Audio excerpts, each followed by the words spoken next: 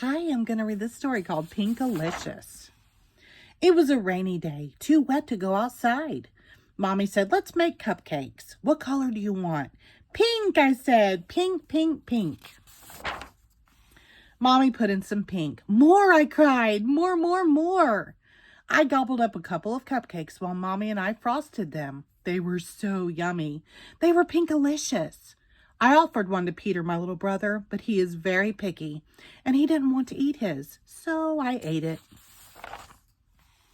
Please, Mommy, can I have just one more? I begged when I woke up from my nap.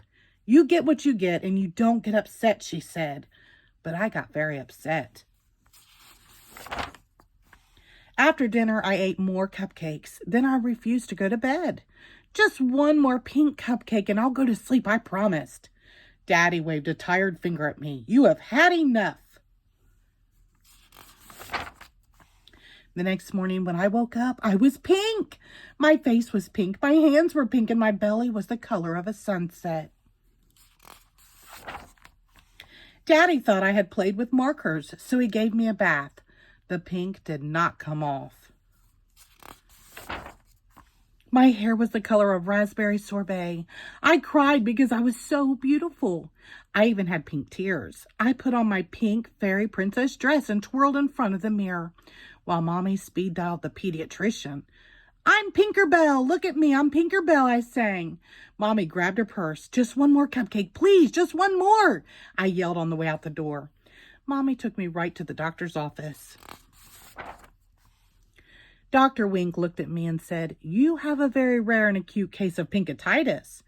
I guess that's not the worst thing that could happen. Just call me Pinkarella. Then Dr. Wink said, for the next week, no more pink cupcakes, pink bubblegum, or pink cotton candy. Boo! To return to normal, you must eat a steady diet of green food. Yuck! On the way home, we stopped at the playground. My friend Allison was there, but she didn't see me because I blended in with the pink peonies. When I waved to Allison, a bumblebee landed on my nose. Buzz off, I'm not a flower, I scolded the bee. Soon I was surrounded by bees, butterflies, and birds. Mommy, I cried, please take me home. When we left the playground, I asked Mommy if I could eat another pink cupcake when I got home. Don't you remember what the doctor told you, she said? No more cupcakes. Peter tugged at my pink tails. I wish I were pink like you, he said. He was green with envy. That night, I pretended to eat my dinner of mushy, dark green vegetables. After everyone went to sleep, I sneaked into the kitchen, climbed into a chair, and reached on my tippy toes to the top of the refrigerator where Mommy had hidden the cupcakes. I took just one more pink cupcake and ate it. Then I licked the pink cupcake wrapper clean. When I woke up in the morning, I felt different. I ran to the mirror and peered at my reflection. I was deeper pink than I had ever seen. In fact, I was no longer pink. I was red. Oh, no, not red, I screamed. I didn't want to be red. I should not have eaten that pink cupcake last night. I wanted to be myself again. I knew what I had to do. I opened the fridge, held my nose, and squeezed a bottle of icky green relish onto my tongue. I ate pickles and spinach, olives, and okra.